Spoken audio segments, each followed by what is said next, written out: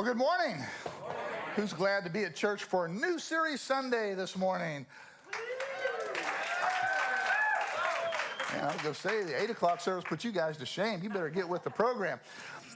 No, seriously, it is good to be back, even though we actually only missed one Sunday as far as being here in person, since Kyle was preaching all three messages in that Summer Song Fest. I kind of feel like since I haven't been up here, I feel like I've been gone longer than just that one Sunday. But hey, did the worship team do an awesome job in that Summer Song Fest? I was very, I knew they were good, but man, I didn't know they were that good. And then of course, Kyle, as always, killed it with the messages. And for the record, my wife has already put the pressure on. Now that I'm back in the pulpit preaching. I believe your exact words were, "You better bring it this Sunday, Pastor." Not even a term of endearment. Not even, "You better bring it, sweetheart. You better bring it, Snookums. You better bring it, sweetie pie." No, "You better bring it this Sunday, Pastor." So I feel like the pressure's on. But anyway, it is good to be back. I don't know about you, but I sort of have this love-hate relationship with summer. Back in March, I couldn't wait for summer to get here. Right? Couldn't wait for June to get here, and then it got here, and then July got here, and then August got here. And I don't have that same affection for summer now that I had back in March. Like last Thursday when I went for my morning walk, and I looked at the weather app on my phone to make sure I wasn't going to get, it was kind of cloudy. I didn't know if it was going to rain or anything. So I look at the weather app, and it's 88 degrees with 94% humidity, so it felt like 102 at 10:30. At 10:30 in the morning. See, that's when I'm ready to send summer on down the road and usher in this new season that's coming, right? In the fall, our son-in-law, Nick, is from Southern California, Orange County. I was talking to him once about how he was adjusting to living in the Midwest weather, having grown up in a part of the country where it's 72 and sunny 90% of the year. And his answer surprised me. He said, while he didn't care for the humidity and bitter cold weather, he said the trade-off of having 4 distinct seasons was worth it to him, which is something that maybe we take for granted. But I never really thought about that. You know, not every place in the country has 4 distinct seasons. And maybe you've never thought about it that way, but while it can get blistering hot in the summer and brutally cold in the winter here, still, the changing seasons are a reminder that something is about to end and something new is about to begin. And so maybe that would be an encouragement during these next few weeks as we're waiting for these 100-degree days to leave us. But anyway, that is the title of the new series. New season, new start. New season, new start. And the reason we're doing it now is because of all the seasons, summer.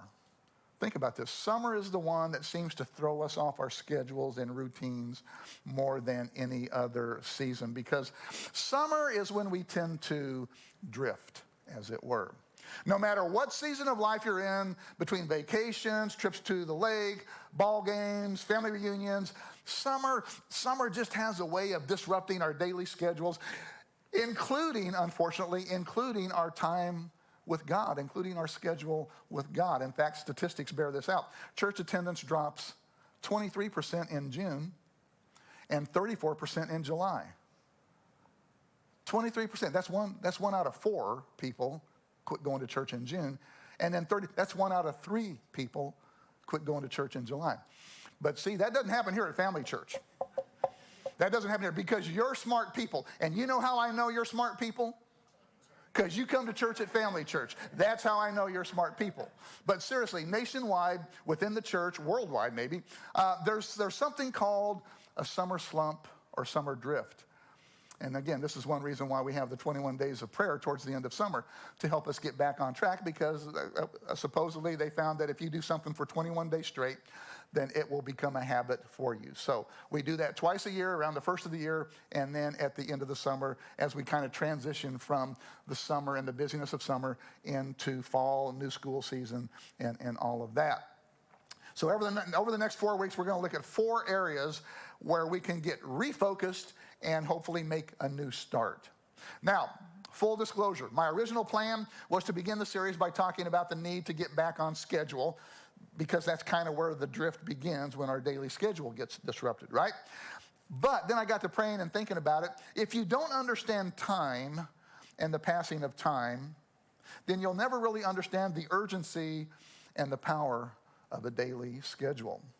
So we'll talk about the need for the schedule and how it ties into stress, because believe it or not, stress is August and September are one of the more stressful times of the months. Everyone thinks it's the holidays. Yeah, it is the holidays too, but over the last few years, because of the way our country's going, the start of a new school year brings a lot of stress to parents. So we're going to talk about that next week, how a new schedule and stress, how they kind of work together. This morning, I want to talk to you about having a new perspective. Before we get to the schedule part, I want to talk to you about having a new perspective. And we're going to look at a guy in the Bible who knew a lot about changing seasons of life, about the passing of time, and about drifting from God. And his name is Moses. Now, most of you know Moses wrote the first 5 books of the Bible, but something that many of you don't know is he actually wrote some of the Psalms as well.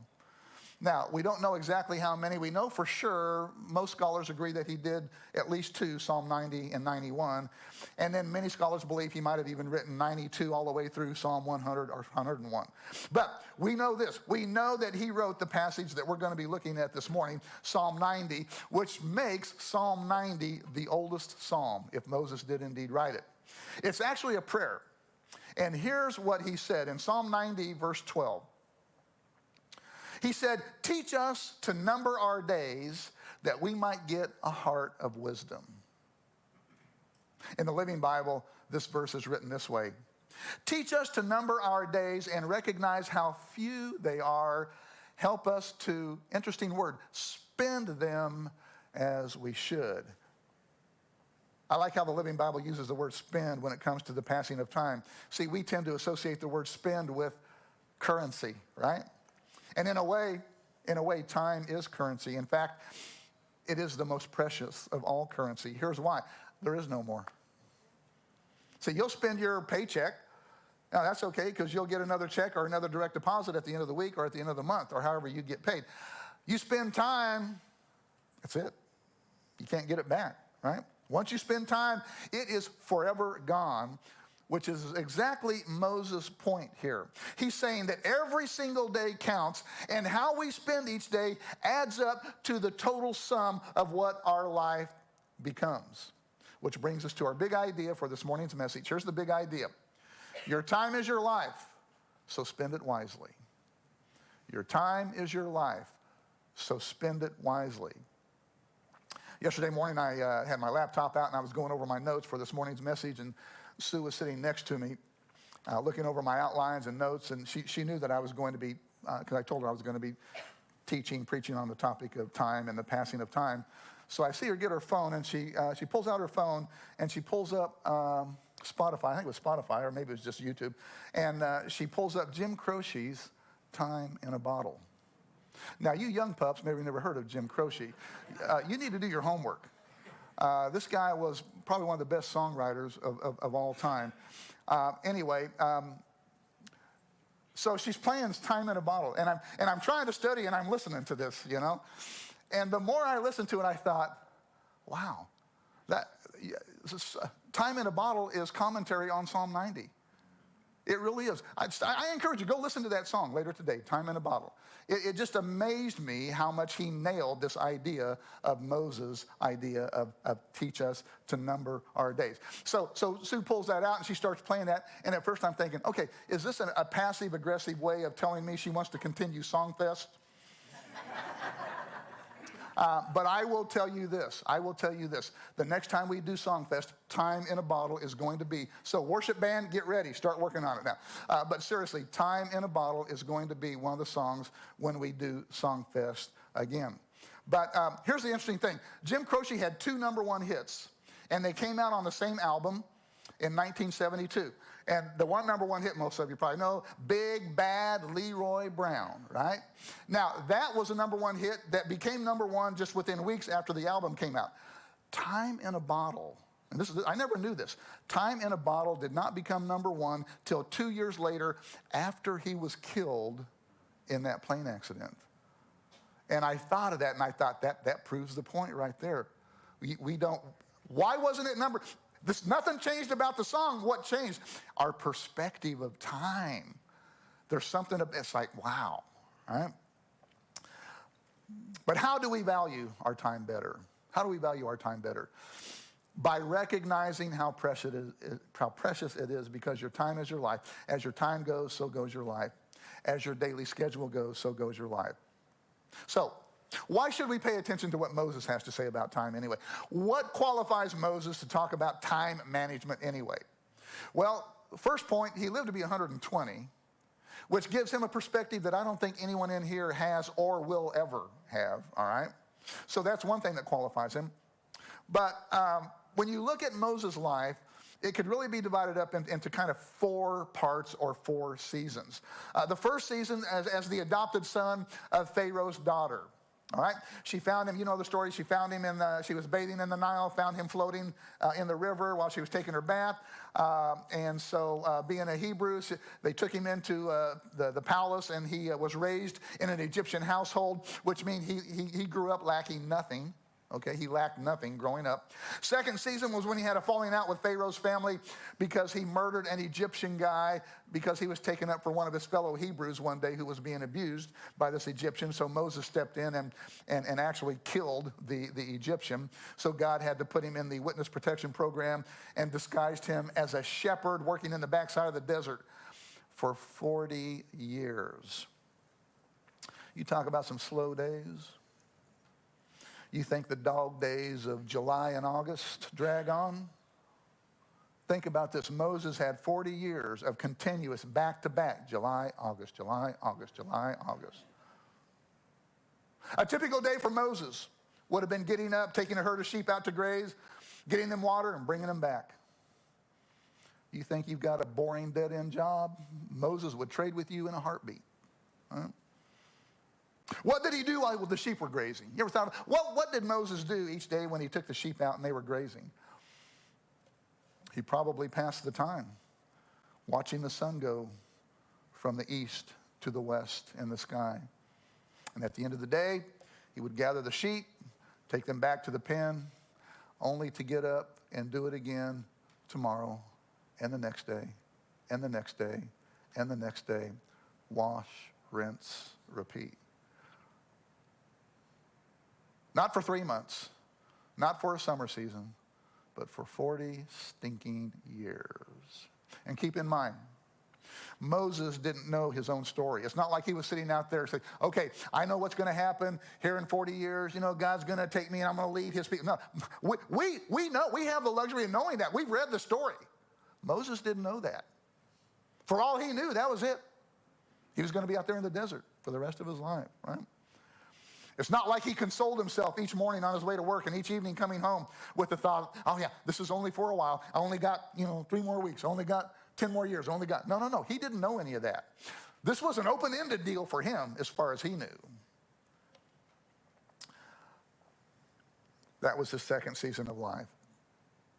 Moses' third season of life was when God told him to go back to Egypt and tell Pharaoh to let his people go. Kyle kind of referenced that last week. Talk about the plagues that God used to change Pharaoh's heart.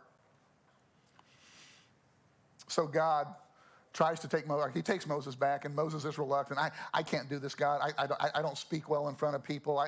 This is something I can't do. So Moses reluctantly agrees to go back and ends up at the epicenter of what turns out to be one of the most significant events in the history of mankind, which brings us to the fourth season of Moses' life.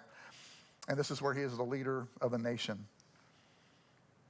And he's leading God's people out of Egypt into God knows where. And they start grumbling and murmuring and complaining, longing for the good old days of Egypt. and they murmur and complain, even though God is miraculously providing for them every day. Miraculously providing for them. Remember the pillar of cloud by day, pillar of fire by night. God is the manna. God is miraculously providing for them, and they still want to go back. They long for the good old days. So finally God says, that's enough. If you're going to have that attitude, you can kiss the promised land goodbye. And Moses gets another 40-year job now, but this time he's not leading sheep. This time he gets to lead a bunch of ungrateful, self-centered people around Mount Sinai until they all die. And what should have been, think about this, what should have been a 10-day trip from the promised land, from Egypt to the promised land, ended up taking 40 years. Why? Because they took their eyes off God, and when we take our eyes off God, we drift. And 40 years is a pretty long drift. And we always drift inward. I share those 4 seasons of Moses' life because I want you to see that this is a guy that's fully qualified to talk about time. If anyone ever had some perspective on life and the passing of time and seasons of life, it was Moses. And that perspective is revealed to us in this psalm. So I want to back up to the beginning of the chapter, and let's look at what Moses says, because this passage here should be the context for every decision we make regarding our time and how we spend our time on this planet. Verses 1 and 2, Psalm 90.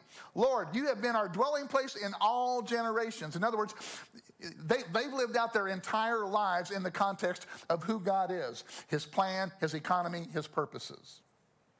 Verse 2, before the mountains were brought forth or ever you had formed the earth and the world, even Moses was a creationist. Ever before you had formed the earth and the world, even from everlasting to everlasting, you are God. So basically Moses says, God, you're the one true God. You've been around since before this planet even existed. And the arrows don't point, the arrows point in each direction, everlasting to everlasting. Let's continue in verse 3. You return man to dust and say, return, O children of man. And look, we all know that we came from the dust of the earth, right? The first book of the Bible, Genesis, tells us that God made Adam from the dust of the earth. And that's the same place that we're going to go when we die, at least physically, right? Earth to earth, ashes to ashes, dust to dust, right? This was just Moses' way of reminding us that God controls the beginning and the end of everything, including our time and our schedules. Does that mean he knows how many days we're going to live, or that he determines how many days we're going to live? Yeah, it does. And I know that's hard. You ponder that too hard, you'll blow a fuse, but that's exactly what that means. You see, most of us instinctively know that God has control over the beginning and end of our lives. And I'll prove it to you. If you found out tomorrow that you had a terminal illness, would you pray? Doesn't matter when the last time you prayed was. Doesn't matter when the last time you were in church was. If you found out, or someone close to you, that you were very close to, that you loved, if you found out that they had a terminal illness, would you pray? I think you would. I mean, it might be something as simple as, oh God, but you would pray. Why? Because there's something in all of us that deep down knows that God has something to do with the number of days we live. And so Moses continues, verse 4.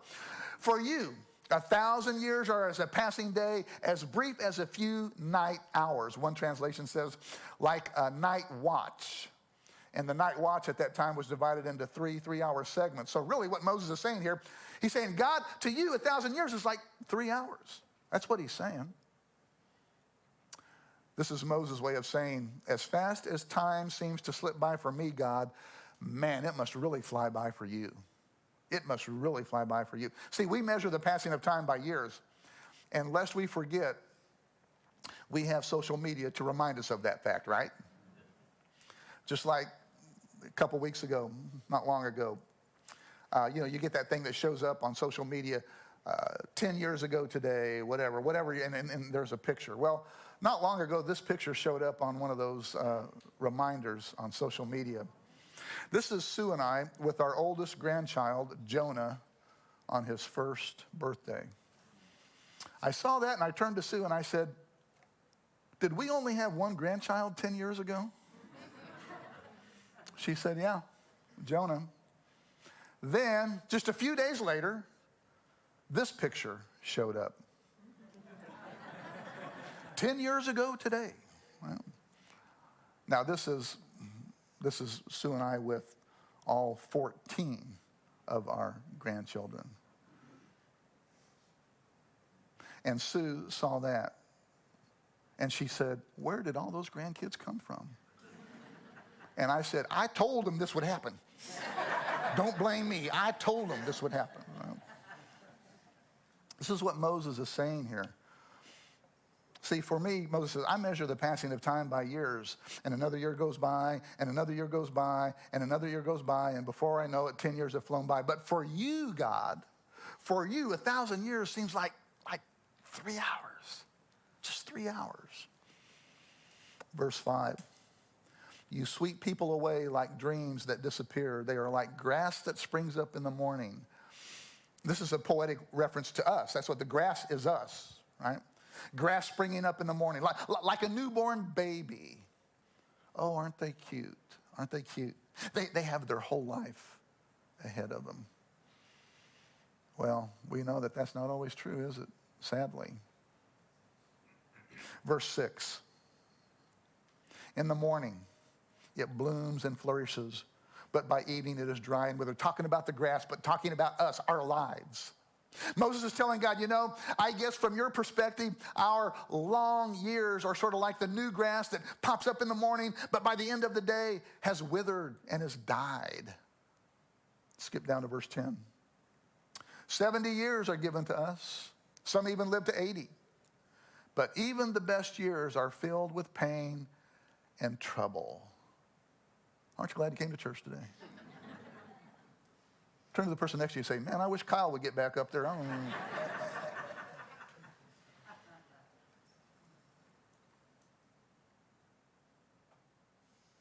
Moses is like, let me tell you my story. Because for 2/3 of my life, that's 80 years, by the way. For 2/3 of my life, I lived in the desert. Half of them watching a flock of sheep graze all day, and the other half playing pace car to a bunch of ungrateful people in the Mount Sinai 400. Sinai, lap after lap after lap for 40 years. Then it gets better. Then when I get to the edge of the promised land that I've been looking for, I'm so close I could spit on it. God says, sorry, bud, no can do. You can look, but you can't go in. That's my story. Tell me yours. It's kind of like, I think you win the sad story, Moses. I'm sorry. So Moses, how'd you keep your faith? How does anyone keep their faith after enduring what you did? And Moses says in so many words, he says, look, don't lose hope because you can't understand the magnitude of God compared to the brevity of life. Moses continues, soon they, the years of our life, soon they disappear and we fly away. And here Moses tells us what most people sitting here over 40 already know. Time passes quickly. Time passes quickly. And he continues. Now for some perspective, and I saw this on social media as well, and maybe you've seen this as well. It's the same time span between 1970 and now that it was between 1917 and 1970. Isn't that an eye-opener? Again, aren't you glad you came to church today? Verse 11. Who can comprehend the power of your anger? Your wrath is as awesome as the fear you deserve. Now here, Moses is saying, what he's saying is this, look, if we could see God for who he truly is, we would give him the reverence that he's due. He says, God, you're from everlasting to everlasting. I'm like this frail little piece of grass that, yeah, I'm good in the morning with the dew on me and I'm green and I'm ready to, but by the end of the day, I'm scorched and I'm about dead. Moses says, as fast as I think my life is speeding by, what about God's perspective on my life? Because to him, 3 hours is like 1,000 years. When it comes to how we spend our time and thus our lives, we would be best served by giving God the reverence that's due him. Because from God's perspective, we only have this teeny tiny microscopic slice of life, of time to do something with. Or put another way, if we could see God for who he really is, we would be better stewards of our time. We would value our time more. If we could capture a glimpse of who God is, the author of life, our life, and we're here today and gone tomorrow, like the grass, the giver of time, our time, the everlasting to everlasting, we would probably rethink what we do each day and how we spend the gift of time that we've been given. Don't you think? You see, we don't think like this. This isn't something that crosses our mind. It takes Moses to bring it to our attention because we're too busy spending our time at the speed of life. Because we've got jobs and we've got kids and we've got schedules. And see, we think the context of our life is our life. We're born, we live our life, and we die. Moses says, no. The context of your life is everlasting to everlasting. That's the context of your life. You see, in contemplating the brevity of life, which he's about to talk about in the next verse, in pondering the fact that we only have so much time to spend in this life, what are we going to do with that time? See, all these years we've been asking the wrong question. You think about how many times have you asked this question during the course of your lifetime? What time is it? We've been asking the wrong question, people. The right question is, what should I be doing with my time? What should I be doing with the time that I have? Which leads us to his next statement, verse 12. This is one we looked at. Teach us to number our days that we might get a heart of wisdom. Two important words, two huge words in that verse. First, teach. Teach us. Huge phrase. Why? Because it underscores the fact that this doesn't come naturally to us. We don't naturally do this. We need to be taught to do this, to number our days. Because when we're in our teens and our 20s, we don't think about this because we got the rest of our lives, right? And when we think we have an endless supply of something, what do? We waste it. We tend to waste it. If we think we have an endless supply, we don't mean we just waste it. Which brings us to the next important word. Teach and then number. Number our days. See, when we're in our 30s and 40s and 50s. Again, we don't think about this because, time's going by at the speed of life and we're caught up in these everyday responsibilities, jobs, schools, families, meetings, sports, even church. It seldom dawns on us that we only have a certain number of days to live. And life's responsibilities cause us to live our lives as if we're going to live forever. And we don't. We spend our time as if we'll always have each other. We spend our lives as if we'll always have our parents. We spend our time as though it's unlimited. We know it's not, but we still tend to live our lives with that mindset. But in terms of how we schedule, in terms of how we prioritize, in terms of how we live out each day, we do so with the mindset that we're going to live forever, as if our days are not numbered. And Moses is reminding us, no. You need to live your lives with the understanding that you only have so many. You only have so many days. And you actually understand this better than you realize. For example, all of you women, how many women out there have ever had a wedding? How many women ever gotten married? Let me see your hand. It's not a trick question. All right. From the day you got engaged, you numbered your days till that special day, right? So when is that wedding? Let's see. It's 3 weeks, 14 hours, 9 minutes, and so many seconds, right? You really do understand this. How many of you ever had taken a final exam? Yeah. You number your days, right? Because you got a 2 weeks notice, right?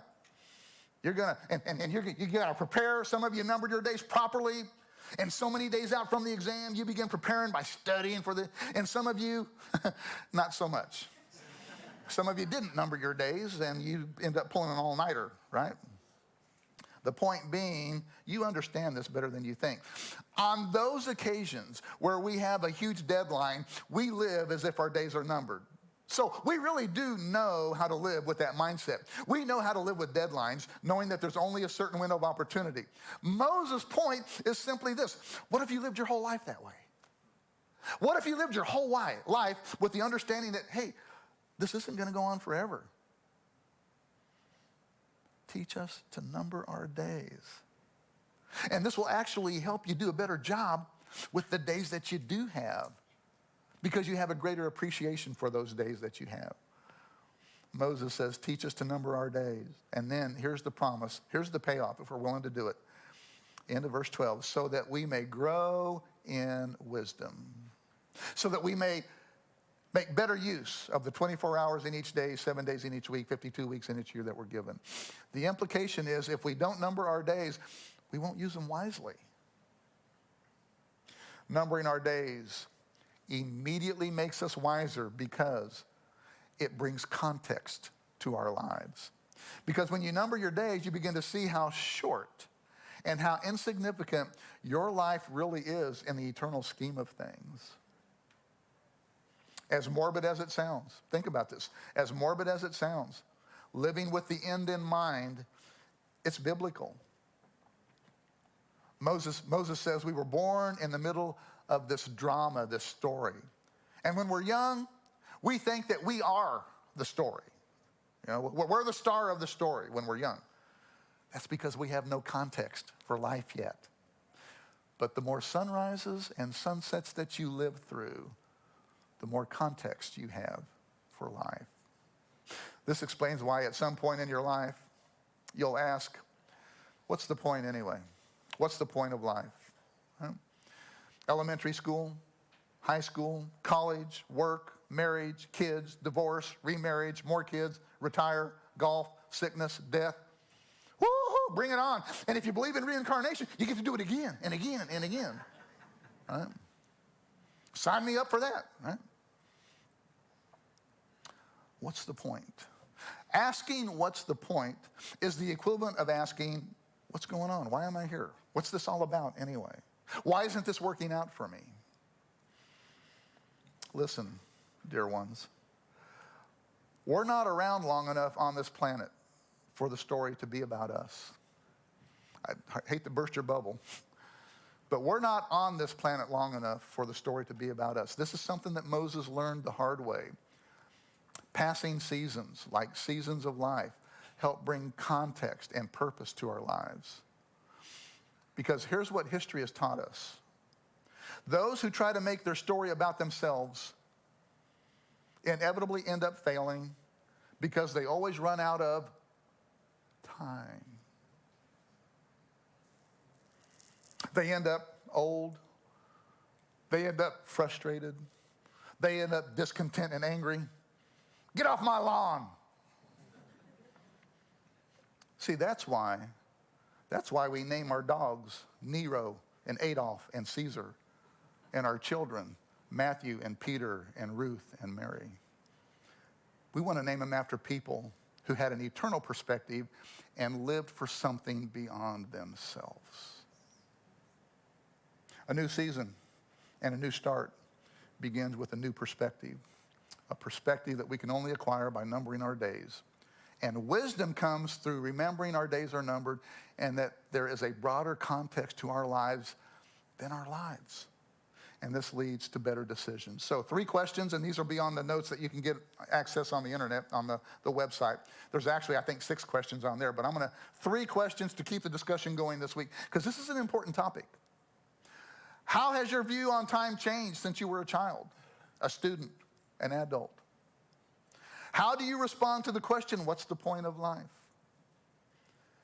Remembering the context of your life in light of God's everlasting to everlastingness, how will you approach life differently? See, this really is a life changer because your time is your life. So spend it wisely. Bow your heads. Let me pray for you.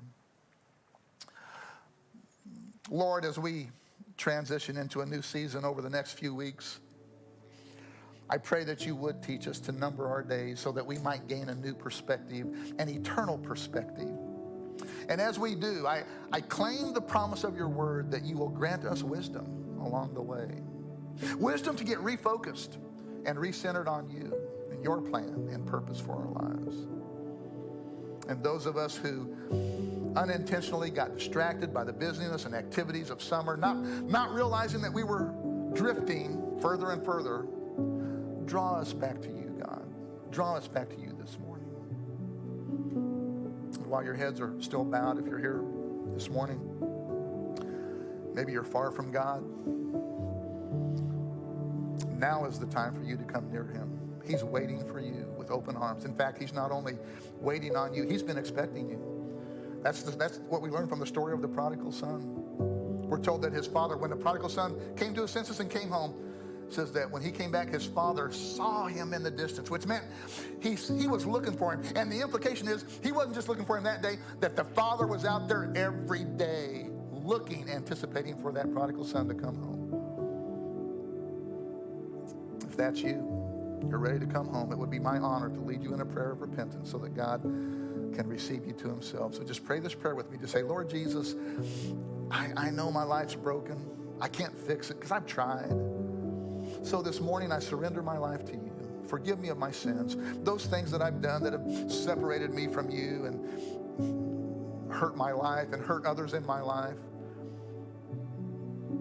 Thank you, Father, for dying for me, for my sins. And now I'm inviting you to come live inside of me, inside of my heart, by your Holy Spirit. Help me begin living my life for you. In Jesus' name.